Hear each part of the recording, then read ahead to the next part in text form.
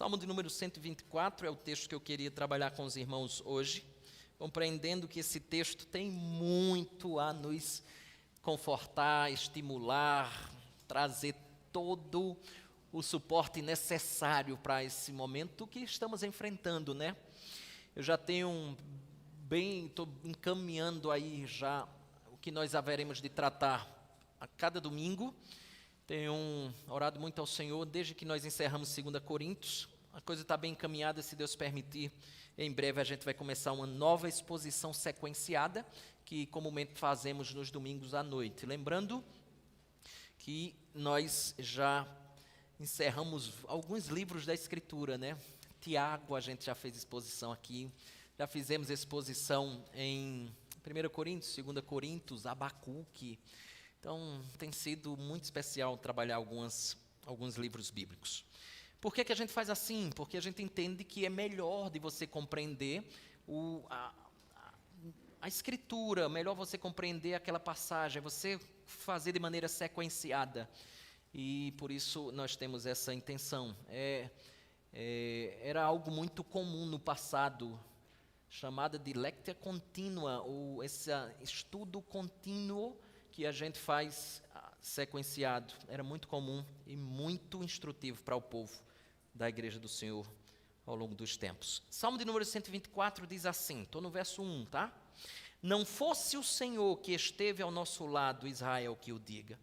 Não fosse o Senhor que esteve ao nosso lado quando os homens se levantaram contra nós e nos teriam engolido vivos quando a sua ira se acendeu contra nós.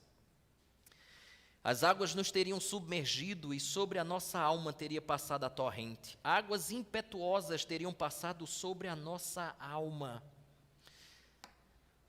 Bendito o Senhor que não nos deu por presa aos dentes deles. Salvou-se a nossa alma como um pássaro do laço dos passarinheiros. Quebrou-se o laço e nós nos vimos livres. O nosso socorro está em o nome do Senhor, Criador do céu e da terra. Oremos uma vez mais, irmãos. Muito obrigado, Senhor, pela Tua palavra, que muitas vezes nós saímos aqui, chegamos aqui literalmente quebrados, e ela é quase como uma cola que recolhe os cacos, liga um ao outro e nos restaura. Muito obrigado, porque por ela somos instruídos, edificados, exortados, disciplinados.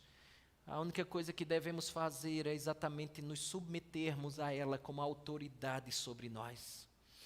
Então, Senhor, dá a Tua graça para que sejamos fiéis à Tua palavra, que o Teu povo esteja atento e que o Teu Santo Espírito aplique em nossos corações, para que possamos desfrutar dos benefícios advindos dela. Para a glória do Teu nome, assim te oramos, no nome de Jesus. Amém. Meus irmãos, como você percebe, eu estabeleci um tema para a nossa meditação. Na verdade, esse salmo utilizei ele na virada do ano de 2017, 2018, e resolvi resgatá-lo com alguns retoques aqui, baseando a minha meditação nesse tema, uma presença que faz toda a diferença.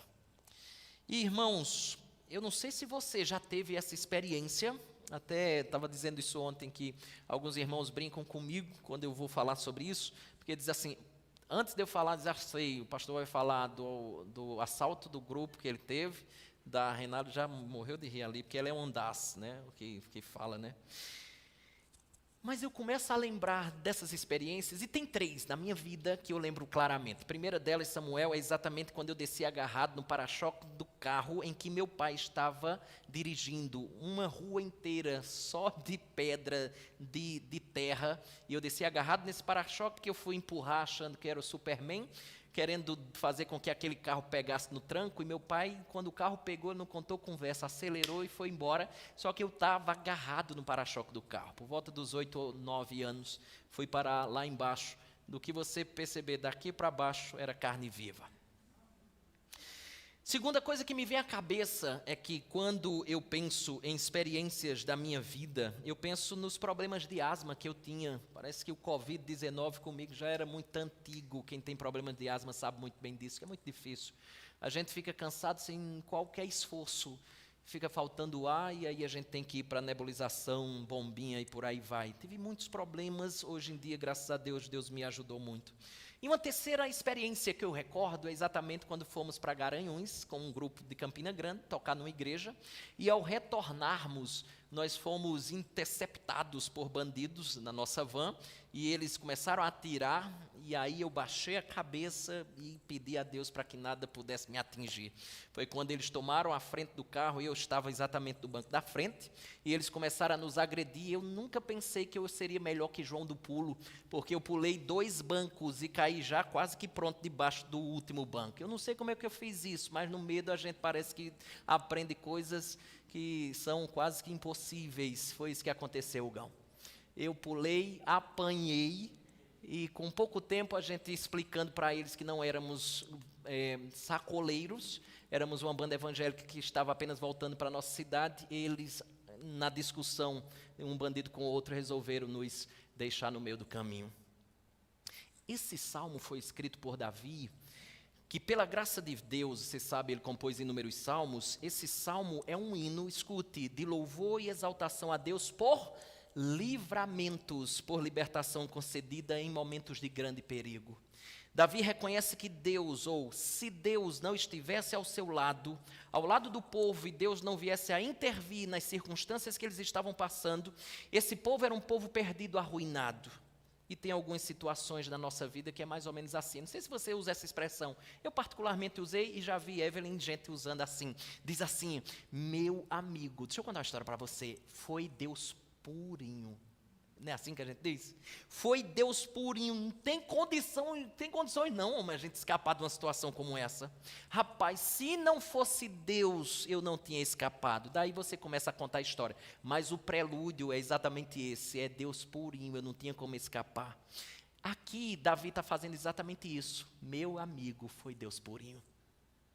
Eu queria que você pudesse pensar nisso. Eu elenquei 3 da minha vida, mas quais são as da sua vida? Quais são as ocasiões na história da sua vida que você diz assim: foi Deus purinho, foi Deus purinho? Talvez o nosso irmão Tiago Neves, que provavelmente está nos acompanhando, ele saiu do Pedro I, né, na quarta-feira. Talvez ele esteja dizendo exatamente isso. Eu disse isso, não faz nem 2 dias. É Deus purinho. Mas a pergunta é, saber que Davi escreveu o Salmo já é uma pista para tentarmos descobrir o que foi que aconteceu para que Davi diga assim: foi Deus purinho na minha história, no meu livramento. Como Davi é personagem presente em livros como 1 Samuel, 2 Samuel, 1 Reis, 1 Crônicas, a gente começa a resgatar algumas histórias de Davi e vamos tentar cravar pelo menos uma, ou melhor, levantar 3 e tentar escolher qual seja mais conveniente com o que ele relata aqui. Por isso, a primeira que eu quero arriscar aqui é exatamente sobre a famosa história em que ele enfrentou o gigante Golias. História essa que a gente trabalhou recentemente aqui na igreja. Então, Davi vai levar comida para os seus irmãos, vocês lembram dessa história? E ele simplesmente vê as palavras que aquele gigante, a afronta que aquele gigante fazia com o povo de Israel. Então, vencer aquele gigante talvez tenha sido, para parte de Davi, Deus purinho dando aquela vitória a ele. Alguns dizem que não, porque Davi estava muito confiante. É fato que era Deus que estava dando a vitória, mas não parece ser essa a história. Alguns dizem que foi exatamente assim, foi na fuga de Davi de Saul. Lembra que Davi já tinha sido escolhido por Deus para ser rei de Israel? No entanto, Saul era o rei em exercício e Deus já tinha dito que Davi seria o substituto. Algumas pessoas já ficaram sabendo e disseram: Saul, deixa eu dizer uma coisa para você, eu vou dar um spoiler para você. O tal do Davi está dizendo que vai ser rei. Para ele ser rei, ele vai ter que dar um golpe de estado em você, porque você é o rei em exercício. De modo que, o que é que a gente faz com ele? Saul não conta a história. Saul diz assim: a gente precisa só arrancar a cabeça dele. Você topa? Topo. Vamos à busca dessa cabeça. E aí eu queria que você abrisse nessa historinha aqui, Opa. 1 Samuel, capítulo 23, verso 26 a 28. Rapidinho. É só você voltar, tá? Fica para trás aqui dos Salmos. 1 Samuel, capítulo 23, verso 26 a 28. Vai lá, rapidinho comigo.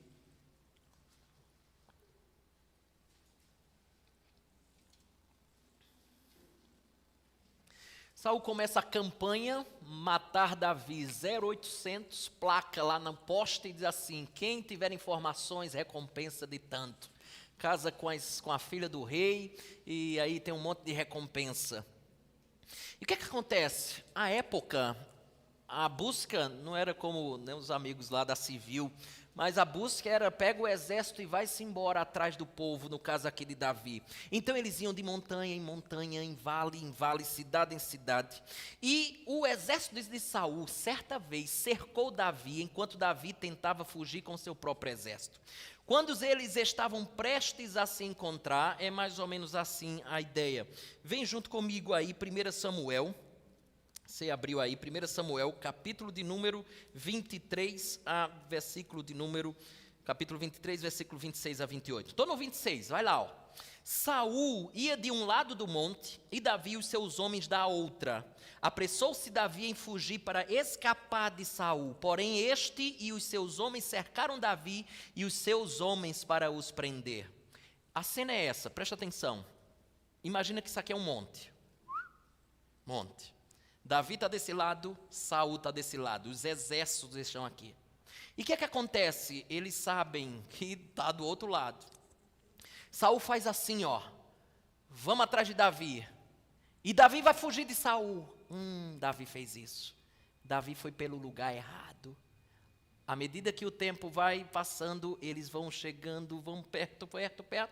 Quando eles estavam bem pertinho de se encontrar, lê comigo, acompanha comigo o verso 27. Olha o que diz.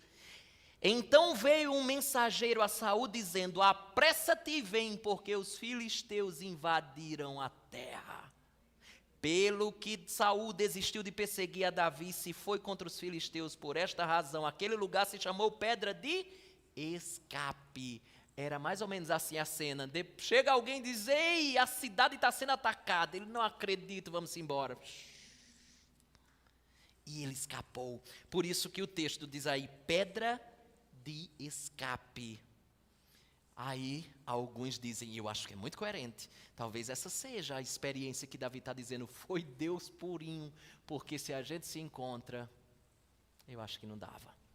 Terceira coisa é quando acontece a revolta de Absalão, que era o filho de Davi, contra o próprio Davi. Davi era o rei à época e Absalão era o filho dele. Absalão era louco por poder. E aí Absalão dá um golpe de estado quando Davi era rei, então ele tenta tomar o reinado do próprio pai. De fato ele consegue, e quando Davi viu que Absalão tinha muita gente ao seu lado, as autoridades ao seu lado, Davi foge pelas portas de fundo da cidade.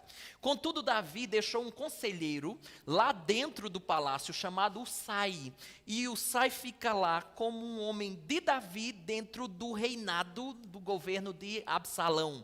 E quando Absalão toma o palácio, Usai está lá no meio. Só que em determinado momento, Absalão, agora rei, pergunta aos conselheiros, que era muito comum isso acontecer, o seguinte, ele diz assim: o que nós vamos fazer com o rei Davi? Lê-se o pai dele, viu? O que nós vamos fazer com o rei Davi? Ele está fugindo, ele está para atravessar o rio Jordão. Daí, diante disso, ele quer um conselho. Aí aparece um conselheiro chamado Aitofel. Ele diz assim: eu tenho um conselho para lhe dar. Sabe o que você tem que fazer? Você tem que matá-lo agora. Se você não mandar um exército agora, você não terá mais chance contra Davi. Aproveita que ele está cansado, fugindo desorganizado, e mate ele agora. Daí o rei escuta o conselho de Aitofel e diz assim: eu quero escutar o Sai. E aí o Sai vai dar o conselho dele. Ele diz assim: olha, o conselho que deu Aitofel agora, eu julgo não ser bom. Eu entendo que o Senhor conhece o seu pai e conhece os homens de seu pai. Eles são valentes, eles são homens de guerra e eles estão enfurecidos. Você sabe muito bem que seu pai é como uma ursa selvagem, que quando alguém rouba os filhos de uma ursa selvagem, de um leão selvagem, de uma leoa, você sabe muito bem no que pode dar. Esse é o seu pai, ele vai matar o seu exército, ele vai reverter o golpe. É melhor deixar a fera quieta. O que acontece? Deixa ele achar que está tudo em paz. Então a gente vai à noite, atravessa o rio, invade o acampamento. Quando for de noite e estiver tudo tranquilo, eles descansando, a gente ataca e acaba com ele. Aí Absalão diz assim: esse conselho é bom. Só que esse conselho foi exatamente o livramento de Davi. Porque Deus deixou Usai exatamente para esse momento, quando Davi seria liberto. preservado. Ou seja, Deus, Ele sabe muito bem o que faz. E quando essa presença está do nosso lado, faz toda a diferença. Por essa razão, quero convidar você a retornar para o verso número 1 do Salmo 124. E a primeira coisa que eu tenho a dizer, baseado no tema uma presença que faz toda a diferença, é dizer, se você é filho de Deus por meio de Jesus Cristo, essa é a grande verdade a seu respeito. Deus está ao nosso lado. Escute isso. Deus está ao nosso lado. Escute, Deus está ao nosso lado. Veja o verso número 1, ele diz assim: não fosse o Senhor que esteve ao nosso lado, Israel que o diga. Israel é aqui a nação, e é como a gente faz, né? Como eu estava dizendo, a gente às vezes vai contar uma história com alguém, e tem aquele que experienciou aquilo conosco, a gente diz assim, olha, rapaz, você precisa saber essa história que a gente passou, eu não vou nem dizer nada para não achar que é conversa minha, deixa Israel dizer.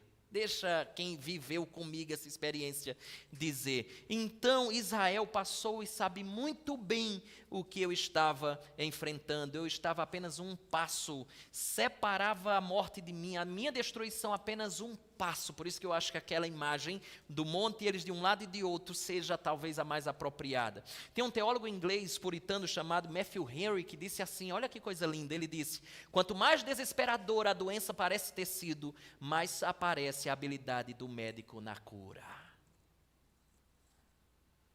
Às vezes é por isso que Deus deixa complicar mais do que a gente gostaria que ficasse complicado. As coisas parecem serem mais delicadas quando a gente diz, o Senhor não podia resolver logo de bate e pronto. O Senhor não poderia, o Senhor tem todo o poder, governa todas as coisas, o Senhor não podia resolver sem que me permitisse deixar essa aflição. Mas parece que Deus deixa a coisa ficar mais complicada ainda. Lembra do povo de Deus saindo do Egito? Vai lá, Moisés, diga a ele que liberte o faraó, que deixe meu povo ir. Moisés vai lá. Aí ele diz assim, eu não vou deixar ir o faraó. Aí o que é que acontece? Primeira praga. Complicou para o Egito. Mas aí Moisés diz assim, então agora ele vai deixar a gente ir. Não vai sair ninguém. Segunda praga.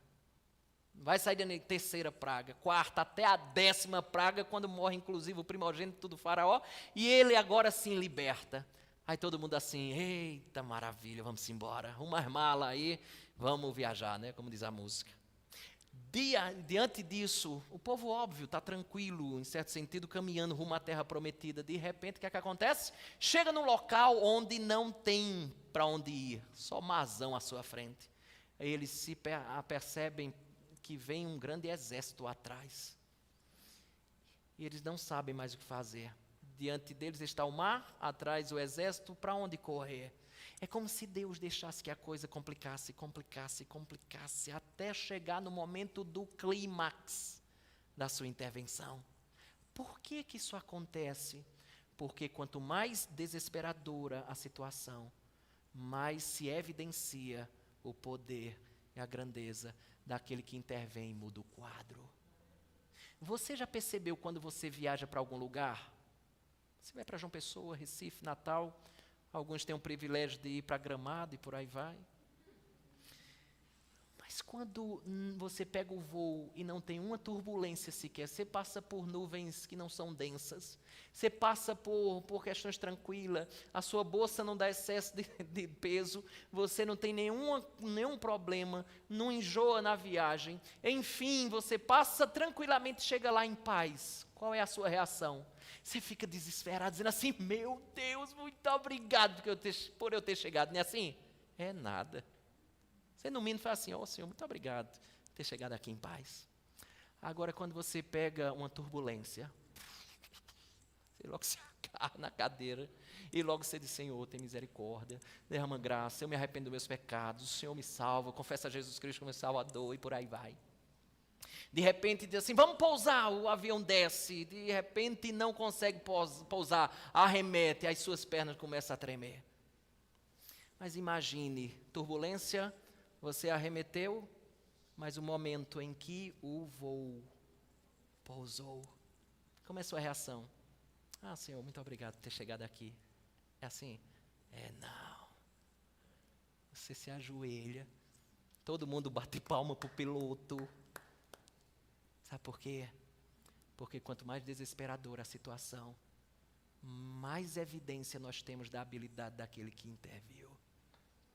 Às vezes é assim que Deus faz conosco, para que a gente possa dar mais glória a Ele, mais gratidão a Ele, por aquilo que Ele fez em nossa vida.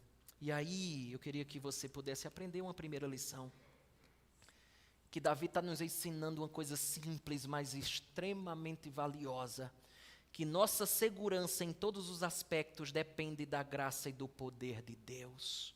É por isso que mais adiante, o Salmo número 127, 3 salmos depois, ele diz assim: se o Senhor não edificar a casa, em vão trabalham os que a edificam. Se o Senhor não guardar a cidade, em vão vigia a sentinela. Sabe o que ele está dizendo para mim e para você? É que nós dependemos desesperadoramente de Deus para a nossa vida, para vivermos. Deus às vezes faz isso, para que fique de maneira explícita e clara, evidente, que você é totalmente dependente dele. Sabe quando? Essa semana a gente tem comentado muito sobre isso, sobre a vida do nosso irmão Tiago Neves. Quando eu soube de algumas informações, eu fiquei super preocupado com ele. E sabe o que eu me sentia? De mãos atadas. Totalmente incapaz, eu tanto quanto ele, de nós sairmos dessa circunstância. E aí você ficava de maneira explícita, inequívoca, claramente dependente do Senhor. Mas deixa eu dizer uma coisa para você. Estes são momentos que Deus deixa de maneira clara de que você depende dEle. Mas quando você não vê isso de maneira clara, você continua dependendo dEle. Quando você está bem, quando você está com saúde, quando você está caminhando tudo bem, as contas estão pagas, você continua dependendo dEle. O problema é que talvez não fique tão claro para você, e é por isso que você nem lembra tanto dele. É a viagem que a gente faz tranquila. Mas quando a turbulência bate, aí você percebe quão dependente você é daquele que criou todas as coisas. E é isso que Davi está tentando dizer. Ele está ao nosso lado. Mas pulo para o verso 2, porque ele diz outra coisa. Na verdade, ele reforça, né? Não fosse o Senhor que esteve ao nosso lado. Lembra que a gente costuma dizer aqui, ó, aqui você tem uma repetição. Repetição na Bíblia é o negrito do tempo passado, é o sublinhado, é o itálico, é o marca-texto. É a ênfase que o autor diz. Por isso que Jesus faz assim: em verdade vos digo. Ele está dizendo assim: preste atenção, preste muita atenção no que eu vou dizer. É isso aqui que ele está tentando nos dizer. Então ele está tratando disso aqui de maneira enfática. Não fora o Senhor que estivesse ao nosso lado, não fosse o Senhor que esteve ao nosso lado.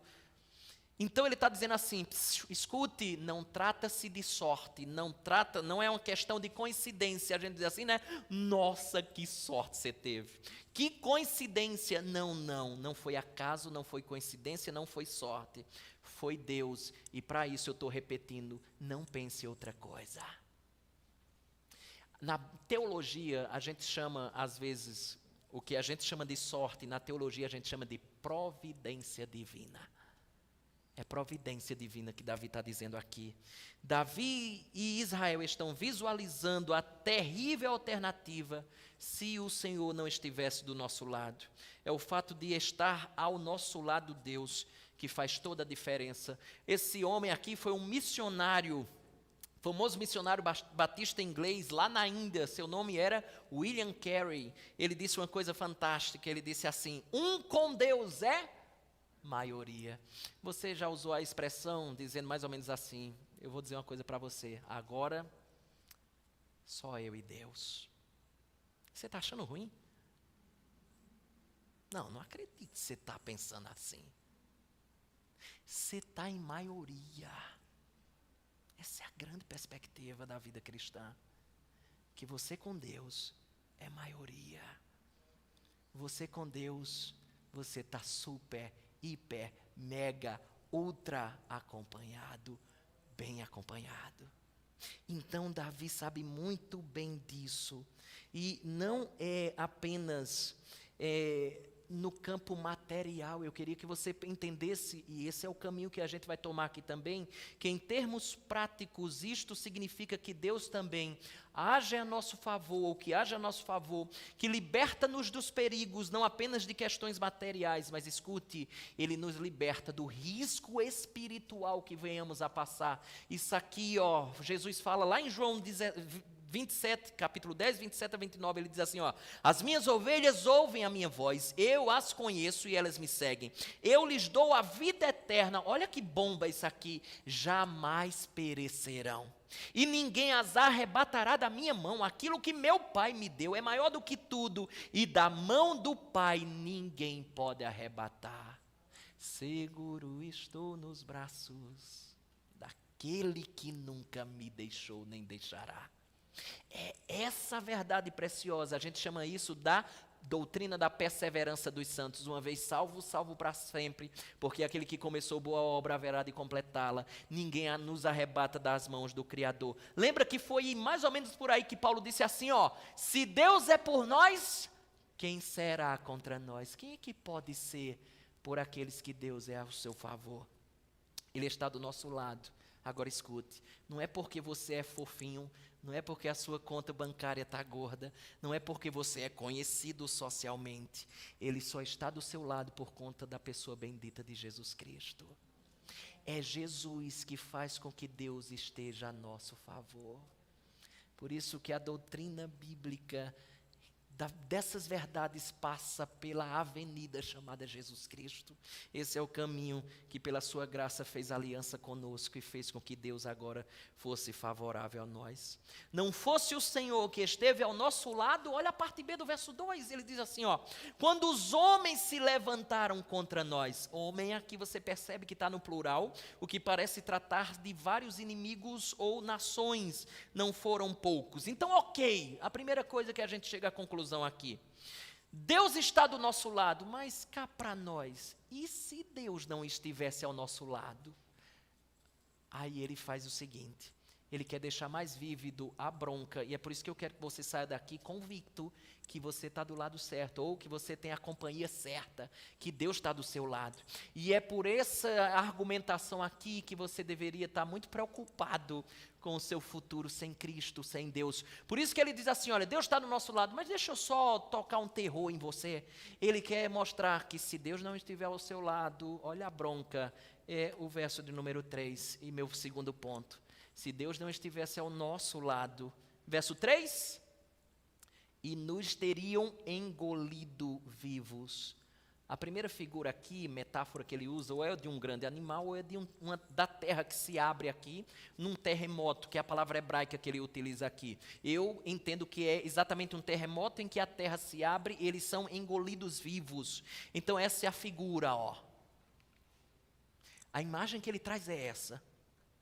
A terra se abrindo e engolindo as pessoas. Olha só, Números capítulo 16, verso 31 a 33, tem exatamente uma cena dessa. Diz assim, aconteceu que acabando ele de falar todas as palavras, a terra se abriu debaixo deles e a sua boca os tragou com as suas casas. Como também todos os homens que pertenciam a Corá e todos os seus bens, eles e todos os que lhes pertenciam, desceram vivos ao abismo, a terra os cobriu e pereceram do meio da congregação. Esse foi um povo que se revoltou contra a liderança de Moisés, e diante disso, Deus, como punição, abriu a terra e engoliu aquela turma viva. Então, imagina isso que ele está dizendo, Amanda. Se Deus não estiver ao nosso lado, você corre o risco de, em algum momento, ser engolido vivo. Mas ele usa uma segunda metáfora. Presta atenção, está na parte B do verso 3. Ele diz assim, quando a sua ira se acendeu contra nós. A segunda é a figura do fogo. É mais ou menos essa cena aqui, né? É uma tranquilidade.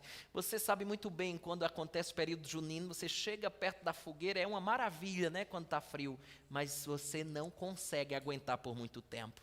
Então ele está dizendo que se Deus não estiver ao nosso lado, ele usa essa metáfora do fogo para mostrar, você sabe muito bem disso, que quando o incêndio acontece, desce, destrói absolutamente tudo que tem pela frente, devora, consome absolutamente tudo.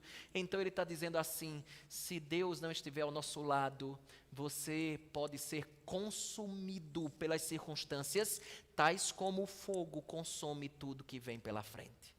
Terceira metáfora que ele usa, está no verso número 3, 4 e 5, quando ele diz: as águas nos teriam submergido e sobre a nossa alma teria passado a torrente, águas impetuosas teriam passado sobre a nossa alma. A terceira figura é a figura de uma enchente.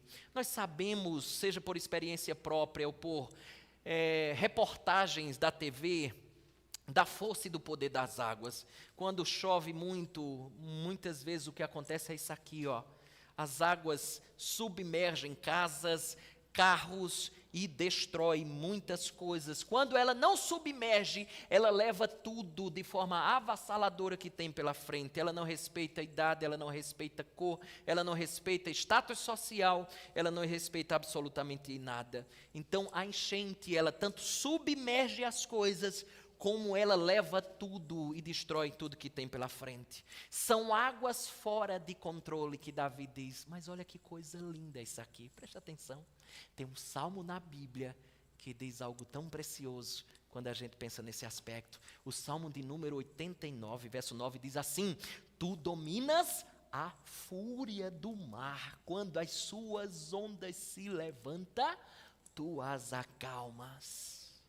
As águas podem ser torrenciais, destruidoras, elas podem nos submergir, mas tem alguém que as águas obedecem.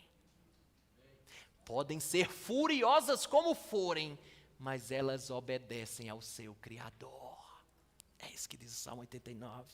Então pega 3 metáforas aí: o terremoto que abre a terra e que engole as pessoas vivas. Segundo, do fogo, um incêndio de grandes proporções. Terceiro, da enchente, que você pode ser submerso ou varrido por aquelas circunstâncias. Então ele está dizendo: é isso que pode acontecer com você se você não tiver Deus ao seu lado. Mas ainda, especialmente no que tange aos riscos e ameaças espirituais. E nós temos que lembrar que é exatamente sobre isso que o texto está tentando nos informar. Isso tem uma aplicação espiritual, onde de todos os perigos que nos podem cercar, esse é o mais danoso, esse é o maior de todos. Então é assim: primeiro, se Deus está ao nosso lado, ou melhor, Deus está ao nosso lado. Segundo, se Deus não estiver ao nosso lado, você pode ser engolido a qualquer momento vivo. Você pode ser destruído como o fogo destrói um galho seco. Você pode ser submergido ou varrido pelas circunstâncias que estão lhe acometendo. Em seguida, o salmista diz uma coisa: sendo o povo de Deus e percebendo o que Deus faz em prol do seu povo, ele diz uma coisa preciosa. Esse é o meu terceiro ponto, é que é o Senhor que salva o seu povo. E é por isso que eu queria que você lembrasse. Lembra das minhas 3? Agarrado num para-choque de um carro, o assalto lá do grupo, que eu ia voltando, e os problemas de asmas. Olha para os seus, olhe para os seus. Quantos anos você tem? Olha no retrovisor da sua vida e enxergue esses momentos. Ao enxergá-los, venha junto comigo para o verso número 6 e faça exatamente o que ele está fazendo aqui. Ele diz: bendito o Senhor que não nos deu por presa aos dentes deles. Sabe qual é a resposta certa às experiências que passamos e aos livramentos que nós recebemos na nossa trajetória? É dizer assim: bendito seja o Senhor. Bendito quer dizer louvado seja o Senhor, porque ele está simplesmente dizendo assim: eu só fui liberto dessa experiência muito arriscada, onde eu não tinha para onde sair, porque o Senhor me libertou. Porque foi o Senhor que me livrou. Veja que isso é algo costumeiro na boca dos salmistas. Salmo 31, verso 21 diz: bendito o Senhor que engrandeceu a sua misericórdia para comigo numa cidade sitiada. Aí vem Salmo de número 66, verso 20: bendito seja Deus que não me rejeita a oração, nem aparta de mim a sua graça. Louvado seja Deus por ter me livrado dessa experiência extremamente dolorosa e difícil que eu enfrentei. É Deus, é Deus, é Deus, é só Deus. É isso que Davi está querendo nos ensinar, mas ele diz uma coisa interessante. Verso número 6, ele está dizendo isso. Bendito o Senhor que não nos deu por presa aos dentes dele. Sabe que o que ele está pensando? É nisso aqui, ó. Já viu essa besteirinha aí? Imagina você fazendo um safari na África do Sul e o homem diz assim, vai caminhar tranquilo por aqui. Você se depara com esse bebezinho na sua frente. As presas do leão. É daí que ele tira exatamente essa ilustração. Provavelmente você já assistiu o Globo Repórter, Discovery Channel, Animal Planet e outros documentários acerca da vida dos leões. Lembra quando um leão resolve, já escolheu sua caça, como ele faz? Parece infravermelho, né? Ele foca. E aí o bicho vai para um lado, especialmente quando o bicho percebe que o leão o escolheu como almoço do dia, né? Ele vai para um canto, vai para outro, vai para um canto, vai para outro, e o leão vai, até pegar. E quando pega, onde é que ele vai? Vai logo no pescoço, crava as presas, sufocando até aquele bichinho morrer. Uma cena tão cruenta que a gente fica morrendo de dó daquele animalzinho que não conseguiu escapar. Depois que o leão crava os dentes no pescoço da vítima, o que é que acontece? Ela depois limpa o sangue e vai embora, não é assim? Não escapa, não tem saída. A salvação de um animal desse era impossível, exceto pela ajuda de um terceiro. Só era essa possibilidade. Davi sabia muito bem disso. E ele diz assim, se um terceiro não intervir, já era. Então o livramento aqui é descrito como alguém que fora arrancado da boca do leão, já com as presas cravadas. É por isso que as experiências que a gente passa, dolorosa, elas são tão angustiantes, porque é como se elas cravassem as suas presas em nós. E aí ele está dizendo, aqui o que aconteceu é que um terceiro interviu, me arrancou das presas do leão, então eu posso dizer, bendito seja o Senhor. A segunda metáfora que ele usa está no verso 7. Vem comigo rapidinho aqui, verso 7. Ele diz, salvou-se a nossa alma como um pássaro do laço dos passarinheiros. Quebrou-se o laço e nós nos vimos livres. Naquele tempo, para pegar um pássaro, não era bem como o nosso açaprão, né? Não sei se você é do tempo de açaprão e se tem ainda, né? Certamente alguns aqui conhecem. Mas há muitas sugestões que era mais ou menos assim, ó. As arapucas daquela época, né? Era um laço mesmo, ou era essa estrutura aí que segurada, apoiada numa madeirinha, quando o passarinho fosse lá, ele puff, no pauzinho e aquilo caía. Ou outros afirmam que o tipo de armadilha era exatamente uma rede, né? Uma rede esticada que quando aquele pássaro passasse, ele ficava preso e não conseguia sair. Seja qual for, pouco importa para nós, importa o que ele está tentando nos ensinar aqui. Um pássaro, quando está preso na armadilha, o que ele faz? Se bate com as penas e vai para um canto, vai para outro. Quando está preso dentro de um açaprão, bate de um canto, bate para outro, bate para o lado, bate para o outro. Às vezes é assim que acontece com a gente. A gente se vê inserido numa circunstância. Vai para frente e bate a cabeça. Vai para trás, machuca a coluna que já dói para caramba. Vai para um lado, machuca o braço. Vai para o outro, machuca o ombro. E chega uma hora que o pássaro fica desanimado, como se tivesse perdido as forças. Aqui, Davi está dizendo uma coisa muito interessante. Veja, final do verso 7 ele diz, quebrou-se o laço e nós nos vimos livres. Quem quebrou o laço? O ser do verso 6, porque o verso 6 está ligado ao 7. O bendito seja o Senhor, ele vale para o 6 assim como para o 7. Quem quebrou o laço foi o Senhor. Não havia luz do fim do túnel, mas o Senhor me livrou. Como um animal que estava preso na boca do leão, como um animal que estava preso no laço, como um animal que estava inserido nas armadilhas, o Senhor interveio e fez aquilo que era impossível para mim fazer, para eu fazer, melhor dizendo. Impossível para eu fazer, ele assim o fez. E eu tenho plena convicção que se fosse eu sozinho, era só bater cabeça para frente e para trás, para um lado para o outro. Foi Deus. Por isso, bendito seja o Senhor. Queridos irmãos, já vimos que Deus está ao nosso lado. Segundo, se Deus não estivesse ao nosso lado, já vimos também o que aconteceria. Terceiro, vimos que é o Senhor que salva o seu povo daqui, das armadilhas, das circunstâncias. Mas eu queria que você concluísse junto comigo com o salmista, porque a última coisa que eu quero lhe dizer é exatamente essa. O salmista conclui, diante de tudo que ele enxerga, ele diz assim: o Senhor é o nosso socorro. Por isso, venha comigo, verso 8. Ele diz: o nosso socorro está em o nome do Senhor, Criador dos céus e da terra. Veja que coisa linda. Sabe o que ele está dizendo?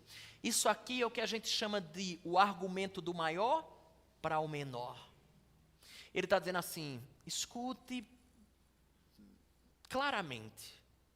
O que você precisa aprender é que o seu socorro vem do Senhor. A gente chama isso mais ou menos assim: a mão invisível de Deus conduzindo todas as coisas. Inclusive quando Deus usa pessoas para abençoar vocês.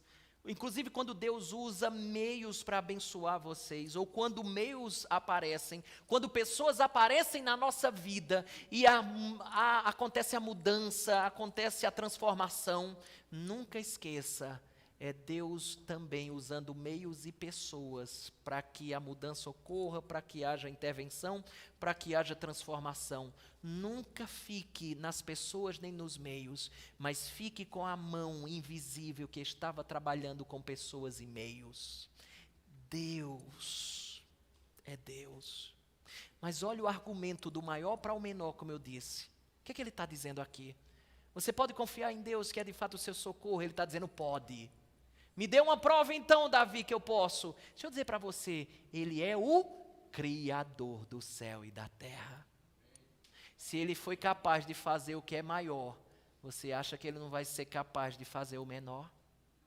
O menor é intervir nas nossas circunstâncias, quando quer, como deseja, de maneira sábia. Ele criou o céu e terra. É fácil para Ele fazer o que é infinitamente menor, intervir nas nossas circunstâncias. Essa é a prova que Davi dá para a gente. Então, Deus é o Criador dos céus e da terra. Deixa eu dizer uma coisa para você. A segunda lição da minha meditação com você é: não tema o futuro. Não tema 2021. Não tema 2022. Se Deus te levar até lá, também não tema 2023, 2030. Não tema. O único aviso que eu lhe dou é: tenha convicção que existe a companhia que você precisa ao seu lado. Isso é o que você precisa ter convicção, de que Deus está ao nosso lado. Mas eu quero dizer uma terceira coisa, para não lhe ludibriar ou enganá-lo. É que nem sempre Deus nos liberta dos perigos físicos e temporais. E essa aqui é a bronca. Esse é o grande problema da teologia da prosperidade. Eles prometem isso, mas a vida real não é o conto de fadas vendido por eles. A gente passa por perigos e a gente passa por dificuldades, sejam físicas, temporais. Deus estar ao nosso lado significa dizer que Deus fará o que é melhor para nós, e o que é melhor para nós nem sempre é nos livrar das circunstâncias angustiantes. E é por isso que você passa elas. É não nos livrar muitas vezes dos sofrimentos, é não nos livrar das dores que você e eu desfrutamos aqui. Mas o propósito de Deus muitas vezes é, por meio delas, moldar o seu caráter, transformar a sua vida, fazer você a cara de Jesus Cristo. É isso, porque Ele está ao nosso lado. A doença, a dificuldade financeira, elas não vão nos destruir, mas elas nos fazem melhores ou mais maduros. Esse é o intuito de Deus. Ele sempre tenciona um bem maior com elas. Meus irmãos, escute uma coisa. Diante disso, eu quero que você aprenda a quarta lição. É que Deus nos livra dos perigos eternos e espirituais. Esse é o ponto que eu queria que você aprendesse. É Deus que nos livra de Satanás. Agora preste atenção nisso, que eu acho que é uma aplicação muito sensata. Escute. No Novo Testamento, as metáforas que o Salmo 124 utiliza, elas são aplicadas exatamente a Satanás. Por exemplo, lá em Pedro ele diz: irmãos, não estranhem o fogo ardente no meio de vós, que é destinado a provar-vos. Então, veja, fogo, provações. Está lá, e ele diz que é exatamente Satanás. Mas lembra de um texto lá também de Pedro, que diz assim: tem um leão que ruge ao seu derredor. Veja, sede sóbrios e vigilantes, o diabo, vosso adversário, anda em derredor como quem? Um leão. Lembra que a gente falou do leão no Salmo 124? Que ruge procurando alguém para devorar. Mas olha que coisa interessante, o texto de Efésios capítulo 6, verso 11 diz assim: revestivos de toda a armadura de Deus, para poderdes ficar firmes contra as astutas ou inteligentes ciladas. Sabe o que é cilada? A armadilha que você leu junto comigo no Salmo 124. Então todas estas figuras aparecem no Novo Testamento e são aplicadas a Satanás, o inimigo das nossas almas. A arma, ele é quem arma o laço, é ele o leão da presa, é ele que vem com fogo, é ele que quer passar como uma torrente sobre nós. Mas existe uma coisa: se Deus é por nós, quem será contra nós? É Ele que está do nosso lado. E eu queria que você viesse junto comigo. Estou caminhando para encerrar Romanos capítulo 8, verso 31. Por favor, abra nesse texto junto comigo. Basicamente a gente encerra com essa passagem. Romanos 8, verso de número 31. Veja o que ele diz. Parece que Paulo está lendo aqui Salmo 124, escrevendo o texto de Romanos. Vem comigo, Romanos 8, 31. O que é que ele diz? Que diremos, pois, à vista destas coisas? Se Deus é por nós, quem será contra nós? Aquele que não poupou o seu próprio filho, antes por todos nós o entregou. Porventura não nos dará graciosamente com ele todas as coisas? Quem tentará acusação contra os eleitos de Deus? É Deus quem os justifica. Sabe o que ele está dizendo? É Deus que está ao nosso lado. Continue no texto, ele diz, verso 34, quem os condenará é Cristo Jesus, que está ao nosso lado, quem morreu ou antes, quem ressuscitou, o qual está à direita de Deus e também intercede por nós. Quem nos separará do amor de Cristo? Será tribulação, angústia ou perseguição, ou fome, ou nudez, ou perigo, ou espada? Como está escrito, por amor de ti somos entregues à morte o dia todo, fomos considerados como ovelhas para o matadouro. Veja a figura da vítima que quer nos matar. Nestas circunstâncias ou em todas estas coisas, porém, somos mais que vencedores por meio daquele que nos amou. Agora veja a conclusão do apóstolo, verso número 38. Porque eu estou bem certo de que nem a morte, nem a vida, nem os anjos, nem os principados, nem as coisas do presente, nem do porvir, nem os poderes, nem a altura, nem a profundidade, nem qualquer outra criatura poderá separar-nos do amor de Deus, que está em Cristo Jesus, nosso Senhor. Meu irmão, minha irmã, Deus está do nosso lado por causa de Jesus Cristo. É por isso que Ele está do nosso lado. Por causa do que Cristo fez na cruz. Foi Cristo que morreu, ressuscitou e que está à direita do Pai, intercedendo por nós. Paulo, escrevendo aos Romanos, capítulo 5, verso 1, diz assim: justificados, pois, mediante a fé, temos paz com Deus. Por isso eu queria que você se levantasse, talvez da tristeza que você está enfrentando, do medo que você está se deparando, da angústia que muitas vezes bate no seu coração. Lembre dessas verdades poderosas, dessas promessas maravilhosas de Deus, de que Ele está conosco, e é essa presença que faz toda a diferença em nossa vida. Onde estaríamos se Deus não estivesse ao nosso lado? Tem uma canção antiga do grupo Diante do Trono, quando era o bom Diante do Trono. Ela tem uma canção, eles tinham uma canção muito interessante. Ela dizia assim, olha, tua presença é o nome da canção. Depois você pesquisa, ela é linda. Ela diz assim, olha, onde quer que eu esteja, Senhor, em um vale ou alta montanha, o que faz o meu dia ter cor é a beleza da tua companhia. Aí ele diz, ó, não importa o lugar, se comigo o Senhor está. Aí o refrão é assim, ó, tua presença Tua presença faz toda a diferença. Não coloquei, mas diz: transforma o deserto num lugar secreto, lugar de intimidade contigo. Tu és tudo que eu preciso.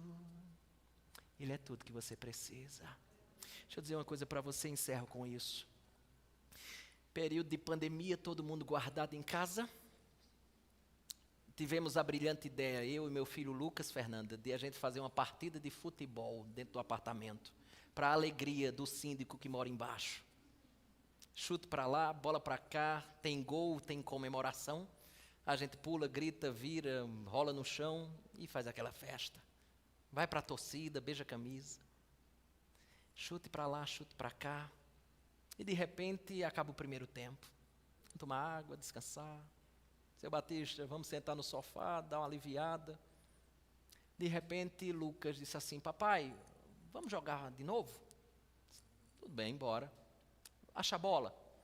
Aí ele vai, procura pela sala, procura ali onde a gente estava, e ele diz: papai, eu não estou encontrando. Disse: eu acho que deve estar lá no quarto de papai e de mamãe.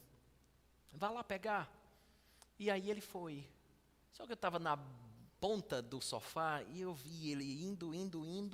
Quando ele chegou o carro e colocou o pé bem na porta assim, ele hesitou. O que foi que houve? Ele fez que foi, mas não foi, como diz o palhaço, né? Faz que vai, mas não vai. Ele volta com a cara amedrontada e diz assim: papai, vem comigo. Vá lá, filho, é só você procurar, deve estar debaixo da cama. Papai, está escuro. Vem comigo. Aí eu levantei, peguei na mão dele. E sabe o que ele fez? A gente começou a andar, ele ficou assim, ó. Eu não acendi a luz. Entrei com ele de mão dada.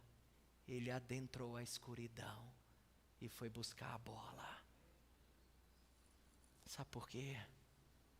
Porque ele sabia que mesmo na escuridão, papai estava presente. Às vezes é assim na vida da gente. Está tudo nublado, escuro. A gente parece que aquela situação eclipsou a visão do Pai. Mas a Escritura diz que Ele estaria conosco todos os dias da nossa vida. E que você não precisa temer o dia de amanhã. A gente não precisa temer a Covid, por mais que, óbvio, devemos ser responsáveis. Mas não tema, porque existe uma presença na nossa vida que faz toda a diferença. Ele está conosco.